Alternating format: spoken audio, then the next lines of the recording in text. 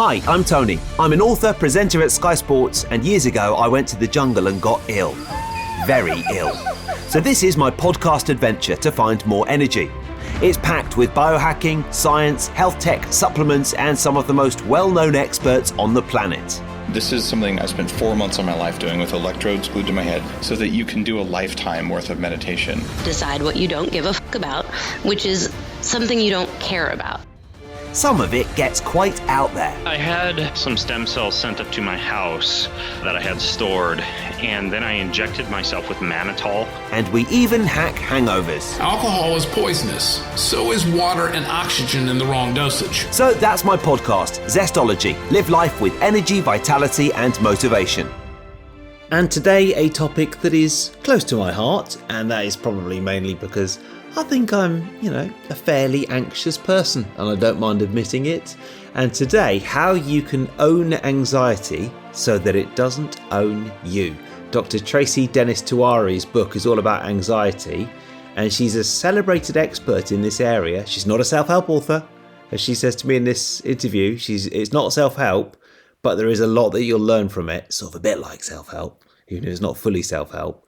She is a professor of psychology and neuroscience at the City University of New York and also director of the Stress, Anxiety and Resilience Research Center. She's got a very anxious dog as well, who you will hear in the podcast. That's it, in her words, her dog is anxious. But listen, a third of us will struggle with anxiety disorders in our lifetime. And rates in children and adults continue to skyrocket. And that is because, according to Dr. Tracy, the anxiety as disease story is false. And what she looks at is the latest in psychology and neuroscience combined with real world stories. And she says that really discomfort and anxiety are important and not something to be feared or reviled. I really enjoyed chatting to Dr. Tracy. I obviously managed to steer it around to myself as well and started talking about my recent experience climbing the Yorkshire Three Peaks and doing the Yorkshire Three Peaks Challenge. And it was quite interesting because, well, as you'll hear, I felt very nervous before the challenge.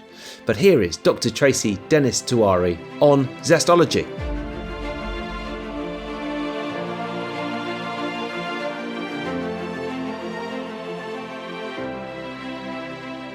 Dr. Tracy, it is lovely to talk to you. How are you?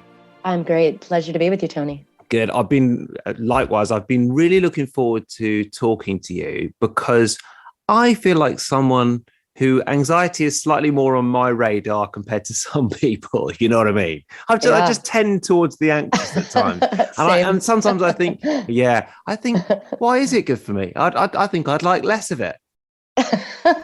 Well, as I always start, I've learned that it's very wise to start with the fact that no one likes anxiety. No one likes to feel it. It stinks. It sucks. And here's the thing, though. We have created a series of habits, I think, especially in the past 10, 20, 30 years, where we believe that mental health or well-being equals the absence of discomfort, that anything that makes us feel uncomfortable is actually a warning sign, or that means there's something wrong with us.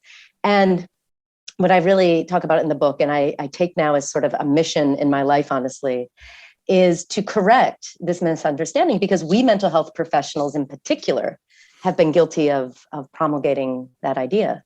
We all feel like we're in an age of anxiety, I think, right? Because when I was growing up in the 80s, it was stress that sort of described everything, anything uncomfortable or even positive, but it was, I'm planning a wedding, it's stress. And now it's anxiety. It's the A word, and it describes what we're going through. But the problem is not that we have too much anxiety. It's that we aren't comfortable with integrating it as part of being human. And we are having problems coping with it in ways that allow us to be anxious in the right way. Wow. Okay. Yeah. I mean, so I'm looking forward to using some real life examples. And I knew we were going to be doing this interview today. Last weekend, I did this big walk. It was about a 12-hour walk up three of the biggest peaks in this country. And it was just it ended up being the most wonderful experience with 5 of my closest mates. But I have to say, a couple of days beforehand, I felt really anxious. And did it help? I think I would have liked to have felt less anxious. But well, what was anxiety saying, for you in this situation, if I may ask? What do you mean by feel anxious about it? I tell you exactly what it is. You don't want to be the one bringing up the rear, making everybody slow down. You know what I mean? Hey guys, can we just stop for 5 minutes? I'm a bit out of breath. You don't want that. That's what a little performance anxiety. A little performance, just a little worm of doubt. And right. And so what's really interesting to me about that example is it really illustrates a couple powerful things about anxiety is, we talk about anxiety like it's a disease or malfunction, right? Which means that if you have a disease or malfunction, you have to fix it or you eradicate it. And unfortunately, this approach to feeling anxiety gets us to do all the unhelpful things, which if you were feeling anxious about this hike a few days ahead of time, you started feeling that, you're like, I'm just going to completely ignore it. I'm going to go and I don't know what your preferred method of suppressing feelings is, if you have any methods, but you might be like, I'm going to go Netflix binge, or maybe have a nice pint, or I don't know, whatever it is. But you'd start to, rather than lean into that experience, that feeling, and try to understand, what is it telling me about this incredible thing I'm looking forward to? You would just try to wash it away. And what that is an opportunity cost, because anxiety, as you're so clearly illustrating, makes us into time travelers into the future. So you were thinking not about the present, you were thinking about this amazing thing that was going to happen that you care about. And you cared about doing it with your friends. You cared about not embarrassing yourself, which is, respect, you cared about making the most of it. And when you start to think of anxiety as information about the things you care about, that makes you actually then prepared and primed to perhaps perform even better in that future uncertainty, because uncertainty isn't that something bad will happen. You didn't think you were going to be last in line or asking everyone to wait. You wondered, well, something that could happen, but it also might not happen. So what anxiety is evolutionarily designed to do for us is to help us imagine that future and do the things that allow us to prepare to make the good outcome into reality. So I would say in that situation, your anxiety might have actually prepared you to be a little more focused. Maybe you even did did you prepare a little bit ahead of time? Maybe you ate a little better. Maybe you took a couple extra walks around the block. I think it prepares us instead of debilitates us. Yeah. It definitely does. Yeah. And actually, I did something that I don't normally do. I thought, I'm going to deal with this differently. And I sat down with my mates, and we were sort of having a drink the night before. And I said, you know what? I'm a bit nervous about this. And it sort of felt better just talking about it. Yeah. That was the different thing. You talked about it? I did talk about it. Yeah. Amazing. And you know why that's amazing? Because if you thought of that as a malfunction, you would have swept that under the rug. You wouldn't have had that extra connection with your friends. You wouldn't have put it out there and then said, oh, wait a second, when I put it out there, doesn't feel so bad anymore. So it would have been an opportunity cost in terms of coping with it. And, I think that we hold ourselves to these very high standards of constant movement towards perfection, of refinement. And, I think we're all a part of that movement in different ways, right? And I think your podcast is a great example of how do we optimize? How do we really get the best out of who we are? And there's always a double-edged sword to that, because then we don't lean in on the messy parts of being human, which I argue in the book are actually some of our biggest reservoirs of strength and resilience and creativity and out-of-the-box thinking. And actually, it's come at a very timely point in history, really, because I sort of feel that there's just an epidemic of anxiety, and it's, what would I call it? Maybe low-level stimulation. We're all just sort of a little bit wired all the time, aren't we? And that manifests itself often as anxiety, I think. It's very interesting. I think that this is, again, this is a responsibility of us mental health professionals. We've taught people that anxiety is the same as fear, that it's something that evolved. Everyone can sort of say, oh yeah, anxiety evolved, but now it's evolutionarily unhelpful because we think there's constant saber-toothed tigers all around us where really there isn't. And so anxiety is no longer a useful emotion, but that's exactly wrong, actually.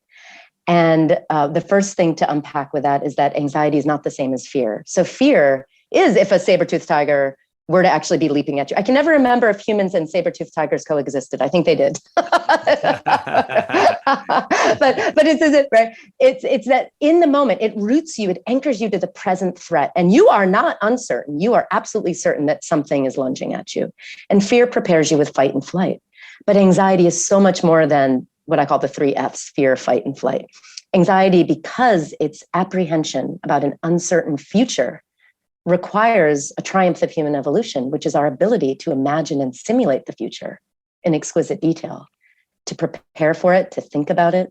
So these things haven't happened yet. Anxiety, in that sense, is a completely different level of preparation, because it does feel like fear sometimes, the fight and flight, but it also triggers increased dopamine in our brains, which means it's priming us to pursue rewards. It also triggers oxytocin, which is the social bonding hormone, which primes us to seek out social support, which is one of the best things. I mean, when you connected with your friends and said, hey, I'm actually a little anxious about this, that might have been oxytocin talking a little bit. Yeah. Right. So, but we don't talk about anxiety this way. We talk about it as this sort of no longer helpful evolutionary, that was for the cave people. But it's just so wrong, because if anything, we're facing more uncertainty than ever before. And anxiety was designed to help us navigate uncertainty and bring our best to the table when it comes to that. Right. Yeah. Yeah. So you're the director of the Stress, Anxiety and Resilience Research Center.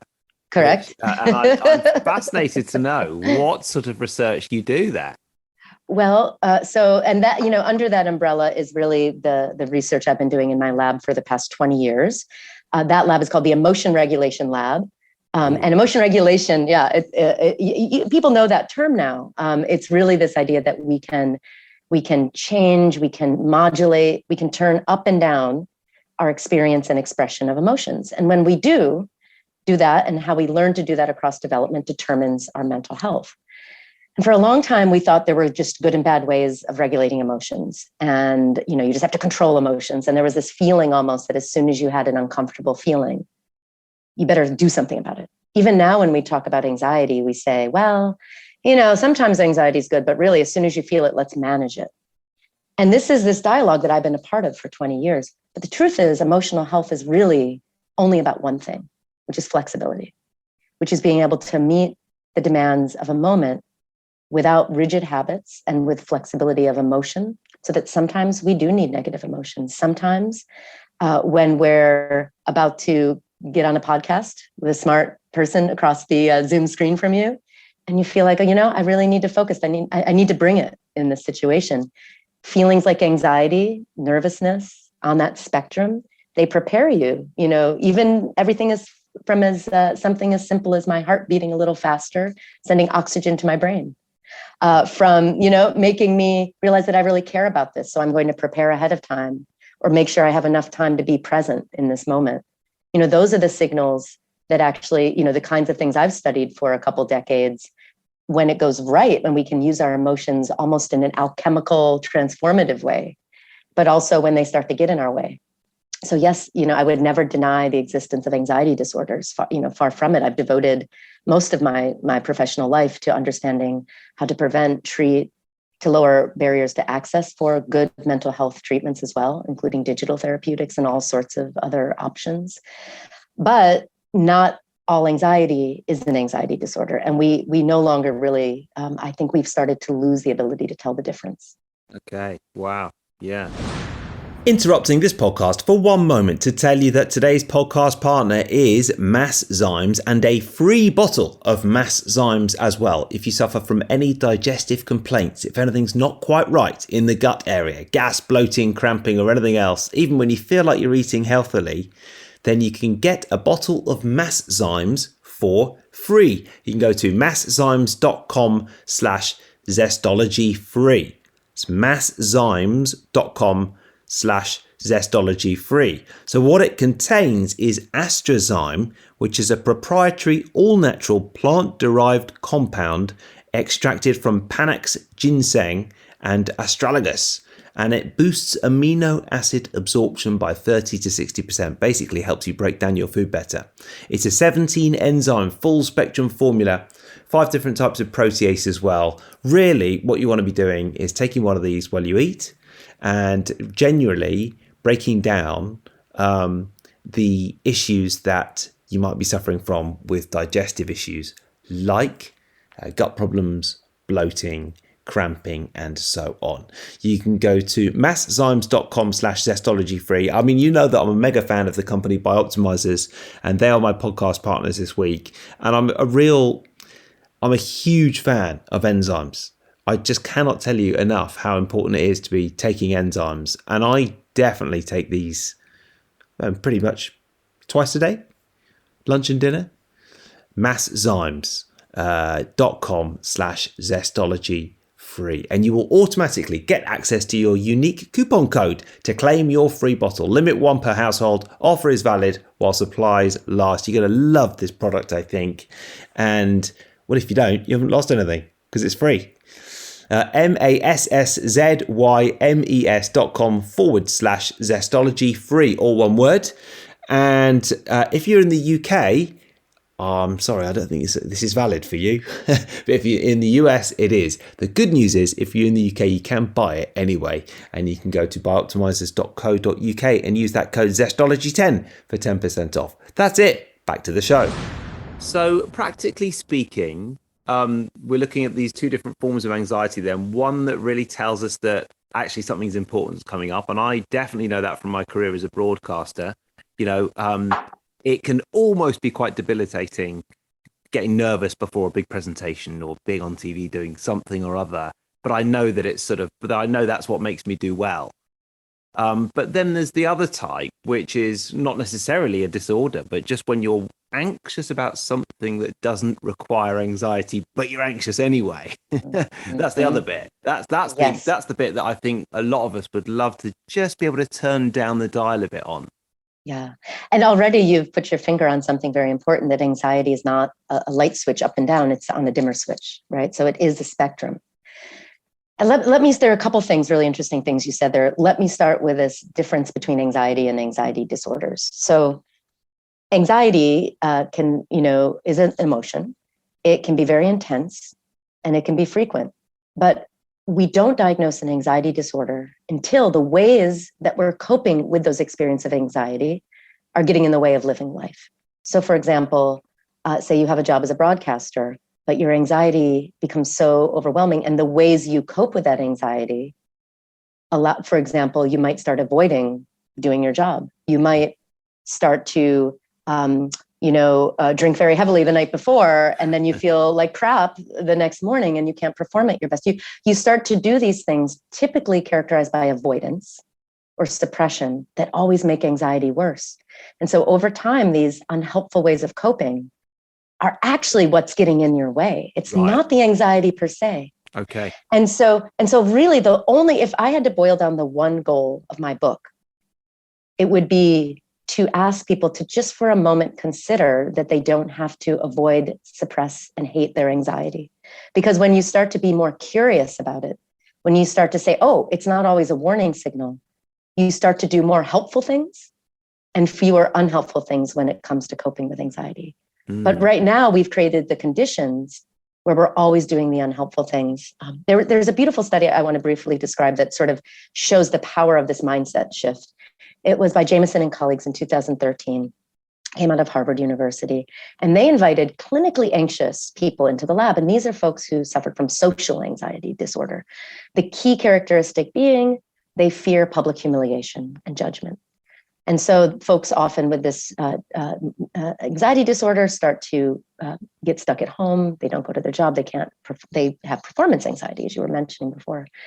And then they were asked to do something that's literally kryptonite for these folks, which is to give an impromptu public speech in front of a panel of judges who were showing all these, negative, sorry about my dog, who were showing negative, negative signs of they were crossing their arms and furrowed brow. They looked really negative. So it was a very painful situation for these folks. And it's really painful for everyone. It's called the Trier social stress test.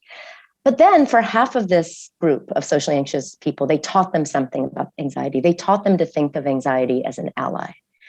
They gave them research studies showing, When you're anxious and you feel those feelings, you're going to feel them before you give the speech. But your heart racing is your body pumping blood to your brain with more oxygen so you can think more clearly. It's you preparing to act at your optimal level. And by the way, here's all this evolutionary theory too, to show that we evolved to be anxious in these helpful ways. And even Darwin talked about anxiety. And so they spent just 10 or 15 minutes learning about the advantages that anxiety can give you, these feelings of anxiety that they used to take as warning signs. The other half of the group, they didn't learn any of this. Lo and behold, while they're doing the public speech, they measure folks' heart rate, their blood pressure, and they measure their performance. They judge their performance. People who learned that anxiety could be helpful, they had lower blood pressure, their heart rates were calmer. They actually had the cardiovascular profile of people who are getting ready to perform well, who are sort of focused and primed. And they perform better from objective measures as well. So just believing that anxiety wasn't a danger signal, but could be helpful, was helpful even to these clinically anxious people to perform better and have this completely different experience. So that's really interesting. And you were saying that in some ways we don't learn to embrace what we might call negative emotions these days. Is that sort of more of a thing than it was, say, 20 or 30 years ago, do you think? I think it's been steadily growing. I think there are lots of social and scientific forces that have brought us to that point, but I agree entirely. I think that we've learned to equate mental health with a lack of anxiety, a lack of depressed feelings, a lack of emotional discomfort. And I think there are even more long-term forces in this in terms of the medicalization, the disease story of anxiety and mental health. I think there's been some benefits to thinking of mental health, of mental illness as a disorder. But there's been a lot of downsides, because what happens when a difficult emotional experience is sort of just thrown into the category of disease is that we lose the granularity to understand when a difficult experience, when grief, when distress, when despair is just part of being human. And we start to say, well, oh my goodness, that's an illness. I better medicate it. I better make it go away. And it's a huge opportunity cost in terms of us actually working through fundamental aspects of being human. And human beings, when it comes to our emotional lives, we're not actually fragile. We're what Nassim Nicholas Taleb, in his book Anti-Fragility, you may know it from, I think, over a decade ago now. I think the subtitle was Things That Gain from Disorder. And he argued that fragility is like a china teacup, that you drop it and it smashes into a million pieces and can never be put back together again. But anti-fragility are things that require stress and strain to perform at their best, like the immune system. If you didn't expose the immune system to bacteria and viruses, it wouldn't be able to learn to mount an immune response. We'd be the boy in the bubble. Yeah. Muscles require strain and stress to actually, you'd have muscle atrophy if you didn't push and work and sometimes strain your muscles a little bit. And our emotions are the same. If you don't actually engage in the hard work of feeling distress, of working through it rather than around it, you never gain those emotional skills. But we believe we're fragile now, and it's causing us again to do very unhelpful things. And we do it in the name, and in the very good name of supporting folks who are suffering from mental health problems. We do it in the name of raising awareness and destigmatizing mental health problems. But I think it's having this completely unintentional negative impact on us. Yeah. Wow. That really is a societal thing, isn't it? Yes. And it's probably even more of an issue in America than it is in the UK, but increasingly so here as well. I'd be curious about that. I mean, I think whenever we Yankees, whenever we Americans think of Brits, we think stiff upper lip, we think keep calm and carry on. And it's funny, I've been speaking to some folks in the UK about this book and and some other things, and they're starting to talk about how this sort of pendulum swing might be happening in the UK, where, maybe it was a little too extreme to always have a stiff upper lip. I don't know. I'm not really one to comment, but sort of to compensate the swing to the other side of any emotional distress could be a trauma. Any, challenge is something we should soothe and avert. And I just wonder if there is this sort of pendulum swing that's happened, and that maybe hopefully in the UK and the US, we'll start to move towards the messy middle and realize that being anxious is a feature of being human. It's not a bug. If we don't engage, if we don't own anxiety, it's going to own us. Like they're a little bit, kind of catchphrasy, but they really get to the heart of what I think is very important for us to talk about. Yeah. Well, no, I mean, I think if you and your research center come over to the UK, I think you would find that we are very much, we take our lead from America in many things, not least sort of in entertainment, but also many different cultural matters. And I think the days of the stiff upper lip are long gone. And yeah, I mean, I'm really interested in terms of emotion. Whether one of the reasons I set up this podcast is because I got quite ill a few years ago. Went to the jungle, got a virus, had post-viral fatigue, and was in bed for a number of months and couldn't do my job, couldn't really even leave the house. And one of the things that really helped me was emotional freedom therapy, which you might or might not have heard of before. It's tapping, so you tap in various the tapping. I did, I hadn't heard it used referred to as that. Yeah, and you connect with emotions while you're doing it. That's the real power of it, and I love it, and I found it very helpful to connect and then sort of come to terms with the emotions. But I have heard other people say they don't like the idea of emotional freedom therapy, because they think that the reason people do it is because they're trying to make the emotion go away, which is what you were talking about. So I wonder what you think about, I mean, when you connect with an emotion, I personally think it then helps to lessen its severity or its impact. Is that a good thing? I think that's 100% true. I mean, this book I wrote is not a self-help book, but the final chapter lays out these sort of 3 principles.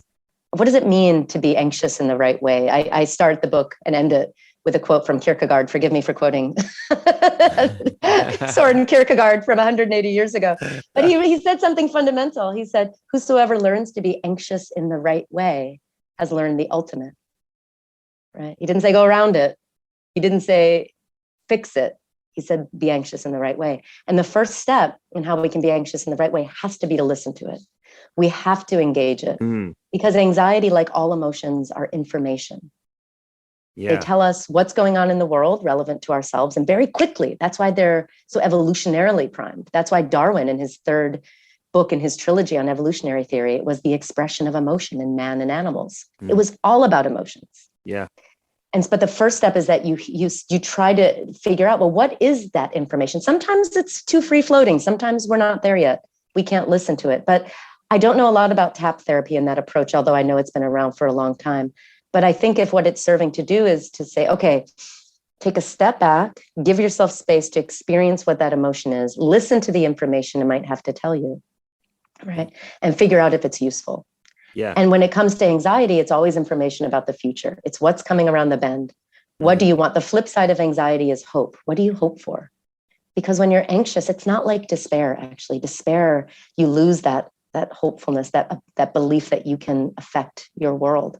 But with anxiety, you're still in it to win it. You actually believe that good outcomes are still possible. And so your body and your mind are preparing to make those good outcomes into reality, into hope, and to strive, and to work, and to be creative and innovative. And yet creativity is in that space between now and all the possibilities: anxiety, hope, creativity. I lump it in with those experiences rather than fear, actually. And so you listen to it, you listen to what it's saying, and sometimes it's not going to work and you need to step back from it. And that's the second step in my sort of 3 steps. And if the anxiety isn't useful in that moment, let it go and immerse yourself in the present. Do all those wonderful things we've learned, on your podcast and in self-help books from our therapists, from wellness practices, from yoga. Just do those things that allow you to immerse yourself in the moment, rejuvenate yourself, find your center, find your purpose. And then you can come back and see if anxiety is going to be helpful to you.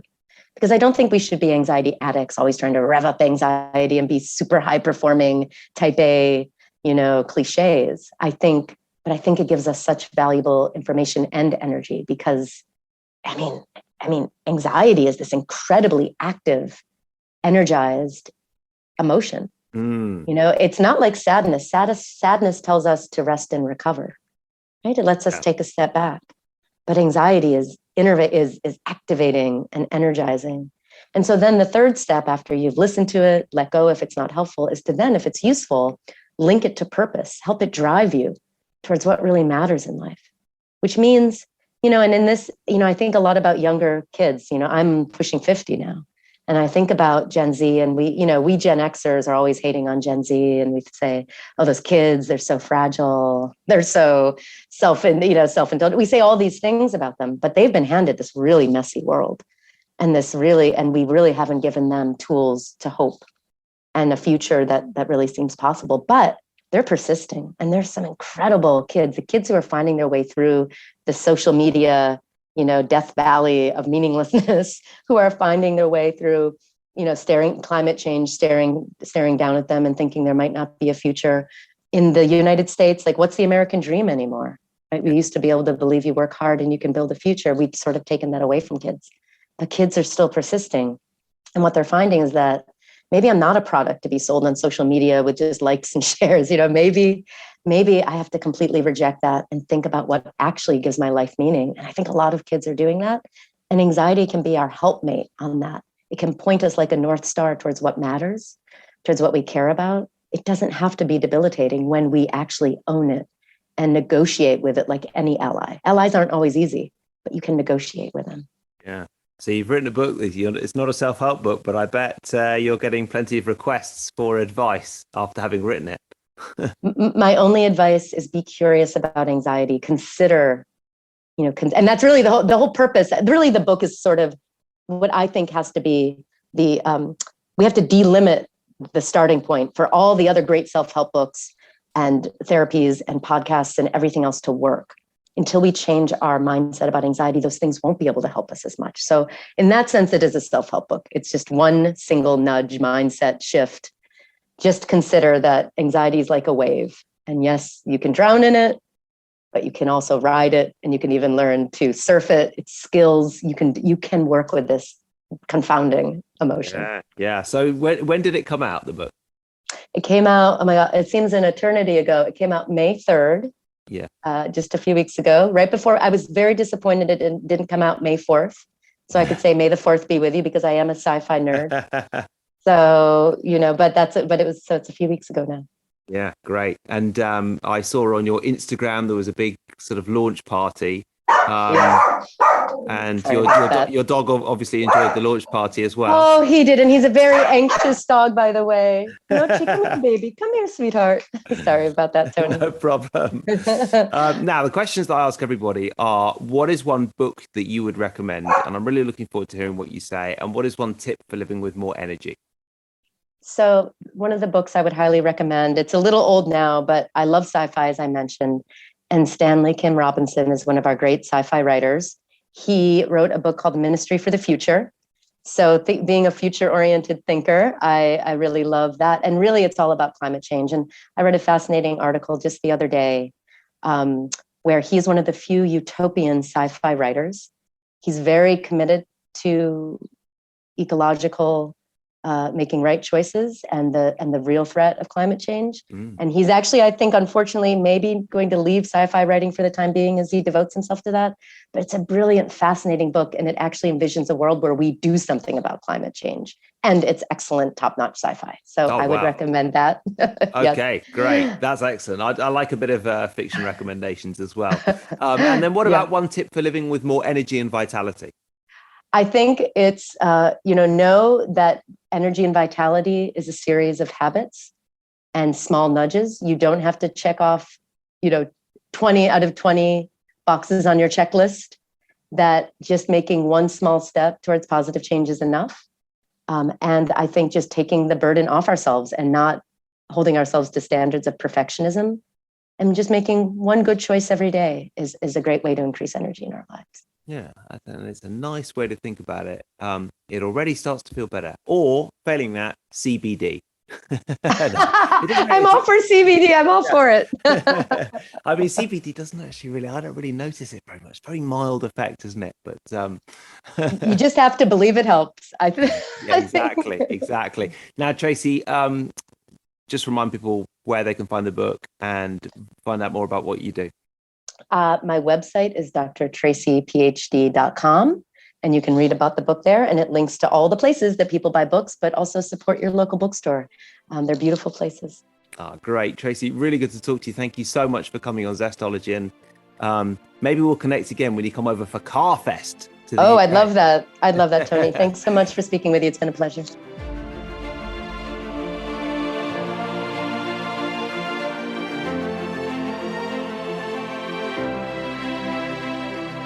That is it for today's podcast. Thank you to Dr. Tracy, and thank you for listening as well. Before we go, a quick word from my podcast partners today. And if you suffer from digestive issues like gas, bloating, or cramping, then I'm very pleased to say that I've got an excellent podcast partner for you today. As you know, I'm a mega fan of the company Bioptimizers. They are one of the few supplement companies who have formulations that I actually use and think work. And they have a product called Masszymes. And right now you can get a bottle of Masszymes for free. All you need to do is pay for the shipping. There is no catch at all. There's no tricks, no forced continuity, nothing to cancel. If you've got one of those issues, try Masszymes and see if it works. It is a 17 enzyme, full spectrum formula with 5 different kinds of protease. Okay, so if you suffer from digestive issues, any protein your body doesn't break down creates digestive distress, gas, bloating, and constipation. So maybe Masszymes will help. Maybe they won't, but you can try it for free by going to masszymes.com/zestologyfree. That's masszymes.com/zestologyfree. It's all one word, and you'll automatically get access to your unique coupon code to claim your free bottle. And there's just a limit of 1 per household as well, and the offer is valid while supplies last. So make sure you get in there, masszymes.com/zestologyfree.